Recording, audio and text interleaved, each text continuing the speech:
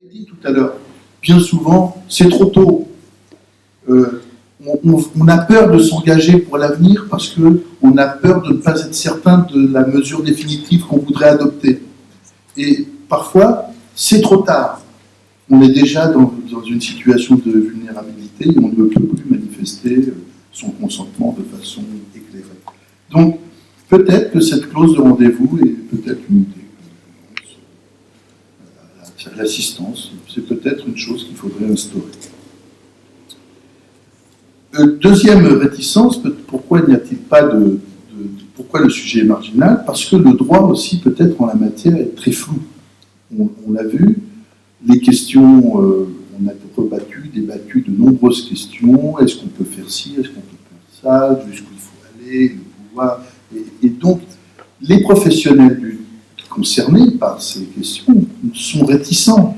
C'est normal. Quand on n'a aucune sécurité juridique, on ne veut pas mettre en place des mécanismes dont on ne sait pas s'ils ne vont pas nous attirer les foudres de la responsabilité, les foudres de la famille, du litige, du contentieux, de la perte de temps, du papier. Et d'une certaine façon, le confort, c'est de s'abstenir, comme souvent. Alors, j'ai été aussi, autre remarque, intéressé par le grand panel de mesures d'anticipation qu'on peut adopter. En réalité, l'anticipation, moi qui suis un candide ici, les mesures d'anticipation sont très variables. Alors, il y a un volet médical, mais qui n'est pas que médical. Il y a, avec les personnes de confiance et les directives anticipées. Et puis, ça peut concerner uniquement les biens, comme la fiducie, ou alors on a des choses beaucoup plus larges, beaucoup plus mixtes, comme le mandat de protection future. Donc, on a une palette de ce qu'on veut anticiper. Il y a d'ores et déjà, alors que c'est pas un menu imposé, on a la carte, vraiment, on a le choix, et peut-être aussi que cette très grande richesse de ce qu'on peut faire désoriente, parce que peut-être qu'il faudrait englober toutes ces mesures d'anticipation en une seule, et puis lui donner un nom unique, et puis ensuite peut-être dire, voilà, il y a puisque c'est le terme sur lequel je vais venir, vous pouvez choisir au sein de cette institution unique différents degrés d'anticipation. Ça serait peut-être une clarification à faire, mais peut-être n'est-ce pas possible, tout simplement, je ne sais pas. Je vous livre juste des pistes de réflexion que j'ai eues aujourd'hui. Alors, le cœur du sujet, c'est la volonté. On voit bien que le cœur du sujet, c'est la volonté, et nous, juristes, on la connaît, mais on la connaît sous un angle particulier, ce que j'ai beaucoup évoqué ce matin, c'est celui du contrat. Et le contrat, en réalité, c'est un échange de consentement. Donc, ça colle bien avec le mandat de protection future et la fiducie qu'on a évoqué ce matin, mais moins avec les autres figures de cet après-midi, où on a une volonté unilatérale. Or, nous, en droit français, on a on a des principes classiques qui sont contraires à ceux du droit allemand, c'est qu'on ne s'engage jamais unilatéralement. La volonté unilatérale, il n'y a pas d'engagement unilatéral de volonté en droit français. Il n'y en a pas. Et donc, la parole qu'on donne n'a pas de valeur. Elle ne nous lie pas. Nous-mêmes, on peut toujours se délier. Si on est lié que par soi. Donc, et donc, plusieurs fois, la question de la révocation, de la résiliation, de l'interprétation de la volonté, de la limite du pouvoir qu'on conférait, etc., est revenue dans les différentes institutions.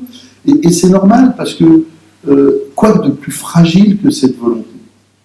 Quoi de plus, d'une certaine façon, ne pas lui donner de force obligatoire à cette volonté unilatérale? C'est aussi une mesure de protection de la personne vulnérable. Je vais vous donner un exemple. Quand j'étais adolescent, j'avais lu Les souffrances du jeune Werther et j'étais amoureux de Goethe et je pensais que je n'aurais jamais plus de 30 ans. Je me suis dit, si un jour j'ai plus de 30 ans, j'étais pas bien. Si j'ai plus de 30 ans, je me suiciderai. Et puis un jour, j'ai eu 30 ans. Et j'ai trouvé que c'était jeune. Puis après, plus j'ai avancé en âge, plus, vous voyez, les engagements que j'aurais pu prendre inconscients, je me disais, qu'est-ce que j'étais con plus jeune, vous voyez. Et je ne sais pas quand ça va s'arrêter, vous voyez.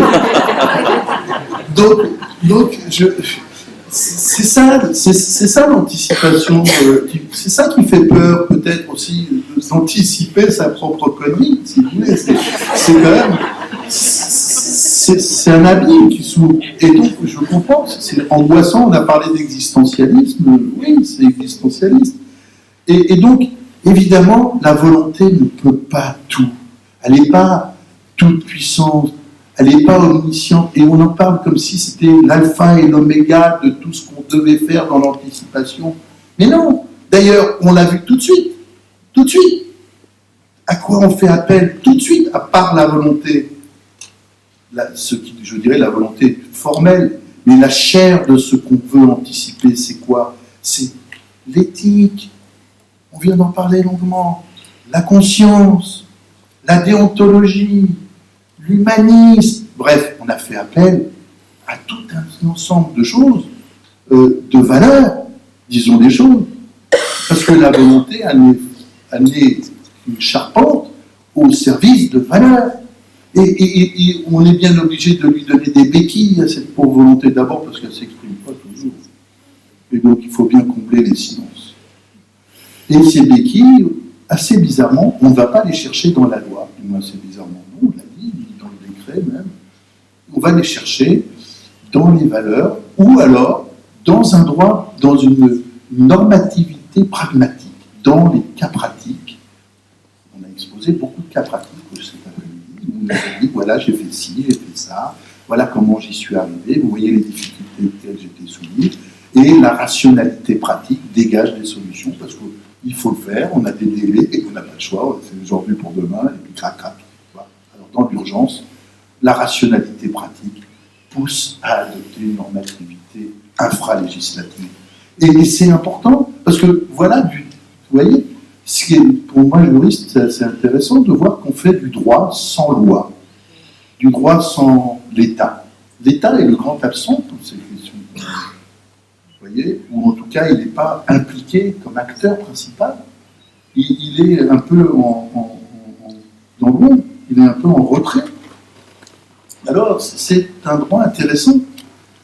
C'est un droit intéressant, et peut-être que pour qu'il s'ouvre, pour que ce droit sorte de la pratique, il faut organiser, on l'a dit à un moment, des dialogues, des consultations, des réunions, un process, on dirait le jour, si on voulait faire fashion. Mais voilà, il faut organiser, peut-être plutôt que des règles de fond, des règles de procédure qui permettent à la pratique de dégager ces règles. C'est une autre piste que je vous livre, c'est peut-être cela l'avenir.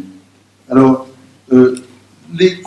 j'ai relevé aussi des questions qui se sont posées, des solutions qu'on a voulu y aborder, qui m'ont amusé. Tout d'abord, j'ai bien compris que nous étions tous vulnérables et qu'une personne qui est importante est une personne vulnérable qui s'ignore. Vous voyez, depuis Knock, on n'a rien inventé. On y est.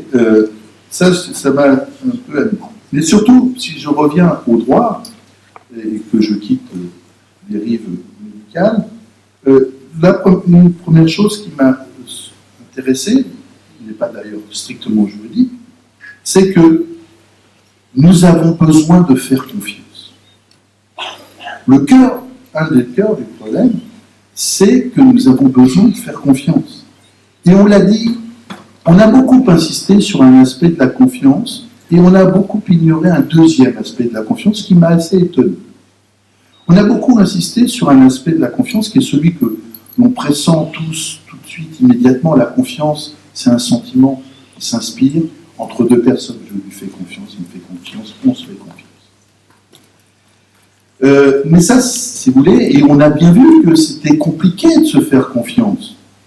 Parce que c'est compliqué de faire confiance, à commencer par les gens de sa propre famille. La famille, on a toujours l'impression que c'est un monde harmonieux, mais si c'était un monde harmonieux, il n'y aurait pas de droit de la famille. S'il y a un droit de la famille, c'est parce que on se déteste, évidemment, dans la famille. On se hait. Et donc, la vulnérabilité est l'occasion de régler des comptes en famille. Et vous êtes tous, en tant que professionnels, à avoir été confrontés à ces problèmes. Je les ai entendus. Et la confiance n'est plus là. Et on a bien vu les conflits qu'il y avait entre la famille et les professionnels, les médecins, les mandataires parfois, et désignés avec le subroget-tuteur qui est là justement comme mécanisme pour régler parfois ces pathologies de frontières entre là. À qui doit-on faire confiance? Et cette confiance est le cœur, peut-être aussi avec la volonté, le cœur important. Et moi, j'étais étonné parce que les économistes et les sociologues ont développé parlent d'une confiance d'une autre façon. Vous savez, quand on a confiance dans une institution, on dit qu'on a confiance dans la monnaie, on a confiance dans la justice de son pays, vous voyez, on a confiance en l'avenir, etc., etc. C'est plus la confiance, le sentiment que vous évoquiez, vous voyez, d'une personne vis-à-vis d'une autre, c'est un sentiment de sécurité qui est créé par des règles et des institutions qui fonctionnent. Et cette confiance-là, elle n'a pas été très présente aujourd'hui. Et je voudrais vous dire, si, sous une certaine forme, et le mot confiance n'est jamais apparu, quand on a parlé de l'organisation de la profession de mandataire, pourquoi on veut l'organiser? Mais pour donner confiance dans le mandataire. S'il a une déontologie, s'il prête serment, s'il fixe des garanties, s'il a une assurance pour sa responsabilité, c'est pour inspirer confiance. C'est que quelqu'un qui va aborder le mandataire sans le connaître, sans avoir besoin de le connaître, peut lui faire confiance, sans perdre le temps d'apprendre à le rencontrer, à inspirer un sentiment. On peut faire l'économie du sentiment par l'institution. Et ça, c'est le défi que les mandataires ont à relever.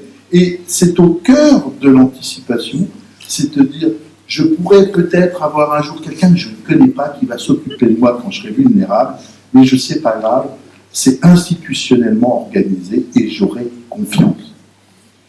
On n'en est pas là. Mais voilà un but peut-être qu'il faut aussi assigner à la matière, c'est que l'anticipation de la vulnérabilité soit, comme pour Darty, un contrat de confiance. Alors, dernier point sur lequel je voulais venir, c'est que vous voyez, on a besoin d'imagination. On a besoin de faire beaucoup de renouveler des questions, je l'ai dit ce matin, des questions qui ne sont pas nouvelles, des méthodes peut-être anciennes, mais on a besoin de créer de nouveaux outils, a-t-on dit, pour élaborer de nouvelles solutions et d'avoir un peu d'audace. De ne pas, et surtout de se garder peut-être de deux choses, qui sont, et se protéger le majeur vulnérable de deux choses. La première chose, c'est de le protéger, deux idées qu'il faut répudier, à mon sens, pour arriver à trouver des bonnes solutions. La première idée, c'est que on ne peut pas dupliquer les solutions dégagées pour les enfants pour les adultes. Certes, les enfants sont des personnes qu'il faut protéger aussi, qui sont des personnes vulnérables, mais les enfants ont des solutions pour les enfants et les adultes vulnérables doivent avoir des solutions qui ne doivent pas être les mêmes, ni de près ni de loin, parce que les problèmes ne sont pas exactement les mêmes. Deuxième chose, deuxième idée qu'il faut répudier, même si moi ce matin j'ai fait une analogie avec des paramarins. Deuxième idée, à mon avis, sur laquelle il faut être intransigeant, la personne vulnérable n'est pas un mort en sursis. Et c'est une personne qui vit encore et qui a droit à ses égards à cette matière. Et donc vous voyez, je reviens au mot anticipation. Pour faire du droit de l'anticipation, il faut faire de la science-fiction. Je vous remercie.